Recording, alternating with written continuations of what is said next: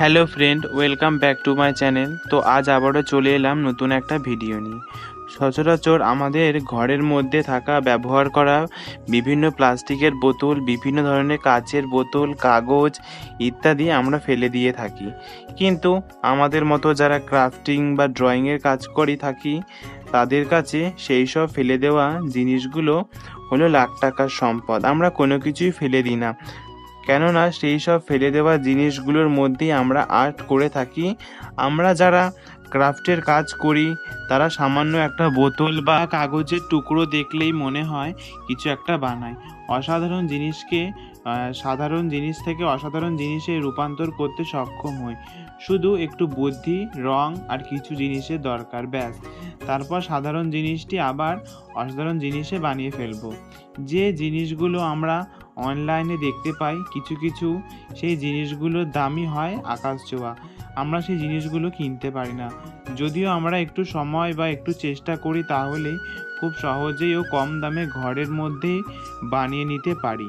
যদি তোমরাও চাও, তাহলে অনলাইন থেকে বিভিন্ন ধরনের রেফারেন্স নিয়ে নিজেরা সেই জিনিসগুলোকে বানিয়ে ফেলতে পারো।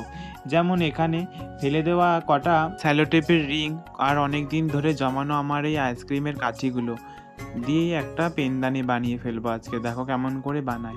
তো প্রথমেই একটা এমডিএফ বোর্ডের স্যালোটেপের রিংটাকে বসিয়ে নিয়েছি, তারপরে পরস্পর আঠা দিয়ে স্টিক করে নিয়েছিলাম। তারপর একটা রাউন্ড শেপ এসেছিল পেনগুলোকে রাখার মতো। তারপরে অনেকগুলোই আমার কাছে সুপার ক্লে পড়েছিল, তাই ভাবলাম সুপার ক্লে দিয়েও কিছু একটা করে নিই। তাই সুপার ক্লেগুলোকে বানাতে বসলাম ফুলের মতো। তাই অনেকগুলোই ফুল বানিয়েছিলাম, প্রায় 10-12টার মতো ফুল বানিয়েছিলাম আমরা একসাথে। তারপরে সেই ফুলগুলোকে আস্তে আস্তে ডিজাইন দিয়েছি তার টুলসগুলোর মাধ্যমে। তারপরে সেই ফেভিকল আঠার সাহায্যে পরস্পর চিটিয়ে নিয়েছিলাম। তার মধ্যে কতগুলো পাতাও অ্যাড করেছিলাম যেন দেখতে ভালো লাগে সাদার উপরে।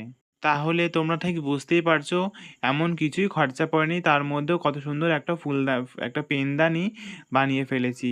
শুধু একটুখানি বুদ্ধির দরকার পড়লো। দেখো, এর মধ্যে শুধু একটা ফেলোটেপের রিং আর কটা আইসক্রিমের কাঠি আর একটা সুপার ক্লের প্যাকেট। দেখো কত সুন্দর দেখতে লাগছে। তারপরে আঠা দিয়ে আমি ভাবলাম কতগুলো পুঁথিও চিটিয়ে নেব। তাই পরস্পর পুঁথিগুলোকেও অ্যাড করতে শুরু করলাম। এই পুঁথিগুলো আমার ঘরেই পড়েছিল অনেক দিন ধরে, কিছু করা হয়নি, তাই পুঁথিগুলো এখানে অ্যাড করে দিলাম। এই পুঁথিগুলো কিনতে কোনো পয়সা খরচ হয়নি। যে পুঁথিগুলো আমি অনেকদিন আগে একটা ব্যাগের থেকে ছিঁড়েছিলাম কিছু একটা বানাবো বলে। তো দেখো কত সুন্দর পেনদানিটা তৈরি হয়ে গেছে। এই দেখো, তোমাদের সামনে এবার তুলিগুলো রেখেও দেখাবো কত সুন্দর দেখতে লাগছে। তুলিগুলো বেশ আমার একটা হোল্ড করার জায়গাও হয়ে গেল। তো দেখো কি সুন্দর। তো এই পেনদানিটা কেমন হচ্ছে অবশ্যই আমি কমেন্টে জানিয়ে